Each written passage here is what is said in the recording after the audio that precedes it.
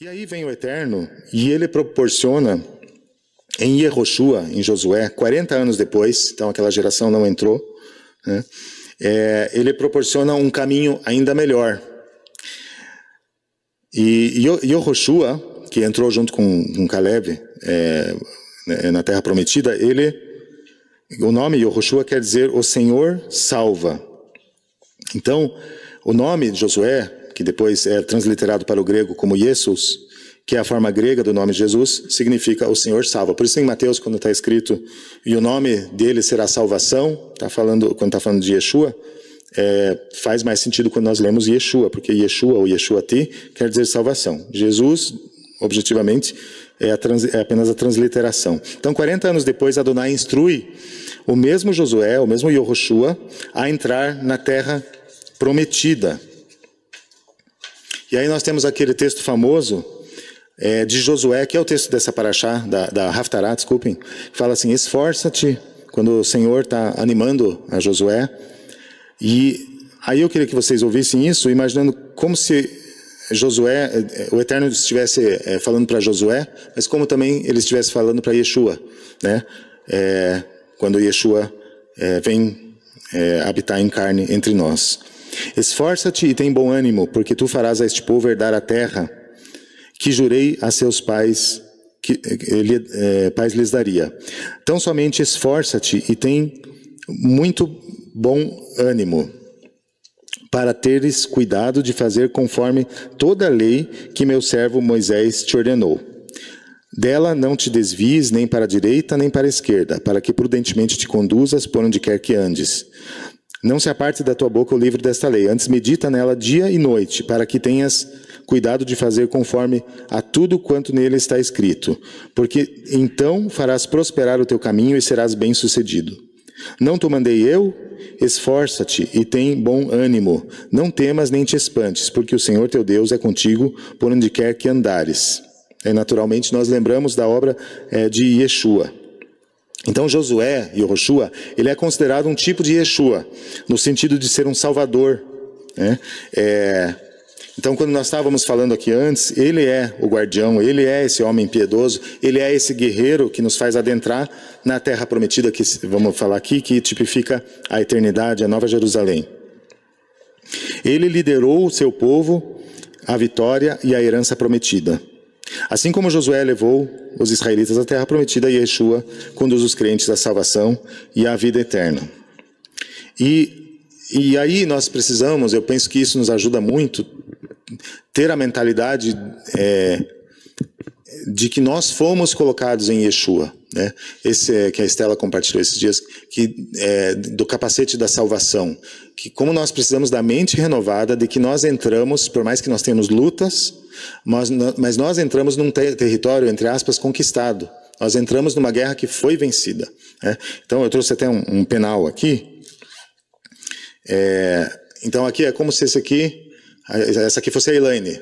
Então a Elaine, quando ela é colocada em Yeshua, e Shaul, no Novo Testamento, na Brit Hadashah, ele fala cerca de 95 vezes, ele fala em Cristo, se fosse colocada em Yeshua. Então, quando a Elaine é colocada em Yeshua, então, quando Josué entra na terra, a Elaine entra junto, porque ela está em Yeshua, porque ela foi... Então, essa é a mente renovada que nós precisamos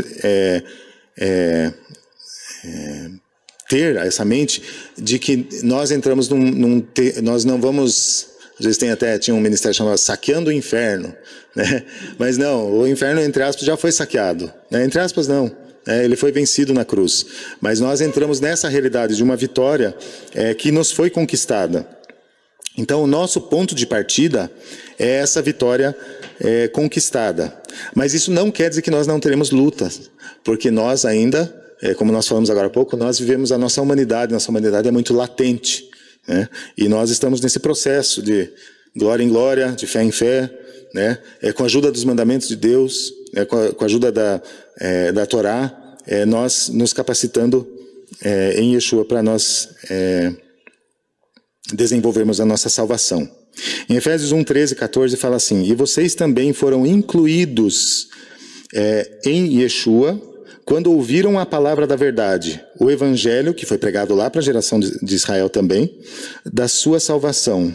Tendo crido, vocês foram marcados em Yeshua com o selo do Espírito prometido, que é a garantia da vossa herança, até a redenção daqueles que pertencem a Deus para o louvor da sua glória. Então, em Hebreus ainda fala: mas agora alcançou Yeshua um ministério tanto mais excelente quanto é mediador, falando do novo sacerdócio, mediador de uma melhor aliança, que está confirmada com melhores promessas. E esse melhores promessas não fala em relação somente às promessas futuras, mas em relação à capacitação que nós recebemos. Então, qual deve ser a nossa posição? Em Hebreus, o David Stern coloca judeus messiânicos, Hebreus 12, 2, 1 e 2, fala assim: portanto, nós também, pois que estamos rodeados de uma tão grande nuvem de testemunhas, deixemos todo o embaraço e o pecado que tão de perto nos rodeia e corramos com paciência a carreira que nos está proposta. Então, assim como Yeshua falou em Mateus 5, 17 a 19, enquanto céus e terra não passaram, enquanto tem pecado, a lei está vigente. A Torá, ela nos protege. O pecado, vamos dizer, ele vai tentar o homem vai ser tentado por suas inclinações, né? Mas olhando para Yeshua, autor e consumador da fé, o qual pelo gozo que lhe estava proposto, suportou a cruz, desprezando a afronta, e assentou-se à destra do trono de Deus. Então, aqui eu destaco esse olhando para Yeshua, autor e consumador da fé, em relação à mentalidade que nós precisamos andar. Essa é a vantagem que nós temos em relação à geração do deserto, né? Essa vantagem de eu poder olhar para Yeshua, para uma obra consumada. Mas as lutas que nós vamos ter, não sei se vão ser lutas daquele tamanho, mas em relação à nossa humanidade, são as mesmas. Porque nós somos feitos do mesmo material que eles, e eles servem de exemplo para nós. Por que às vezes nós vemos notícias, as pessoas às vezes vão... esses dias eu vi um diálogo num vídeo, não sei, conseguiram a gravação de um pastor com a esposa dele, e ele estava discutindo com a esposa dele, e aí estava assim, todo mundo escandalizado, né? E daí eu ouvi o diálogo, não tinha nenhum palavrão, daí eu falei, eu acho que eu já tive momentos piores até com a Limara, né? Mas graças a Deus eu não fui gravado. E a vida desse homem foi gravada, e ele é líder, né? E aí todo mundo fala, olha, e cuida de ovelhas, olha esse pastor, mas como é terrível, né? Mas nós temos histórias realmente de pastores, líderes, que eles tomam... Não é nem histórias agora, eu quero falar outra coisa, desculpem. Às vezes as pessoas tomam uma posição muito que nós estamos muito prontos já. Não, em Yeshua eu já tenho tudo, né? Eu sou abençoado, sacerdócio real, nação santa, e na história eu sou Moisés, sou Elias, sou Josué, sou Caleb, né? E nós não vemos a nossa humanidade, né? E às vezes a gente não fala isso, a gente não pensa assim, né? Mas de púlpito muitas vezes é isso que sai, né? E aí às vezes os líderes falam, Josué e Caleb, temos que ter a fé de Josué e Caleb, até que esses homens sejam severamente provados, né? E aí devagarinho eles vão diminuindo, e aí Deus pode começar a usar eles de forma mais eficaz, né? Porque Deus mostra que eles precisam da graça, favor, instrução de Deus, como qualquer homem. Às vezes nós somos realmente generosos conosco e não conseguimos nos ver como os 10 espias. Mas eles eram líderes, eram homens experimentados, passaram por dificuldades. E eu sei que podem existir, eu sei que existem Josués e Calebes, existem tzadiks, podem existir no meio de nós, irmãos, mas talvez a maioria de nós não amarraria as sandálias desses 10 líderes, pelos que eles passaram, a responsabilidade que era incumbida sobre eles. Então, antes de nós sermos rápidos e dizer que dá o mesmo veredito de Deus, que falaram que por causa da fé eles não entraram, antes da gente fazer coro com o Senhor, é melhor nós nos humilharmos, né? E considerar a nossa humanidade, nossas fraquezas e tudo que está implícito a isso.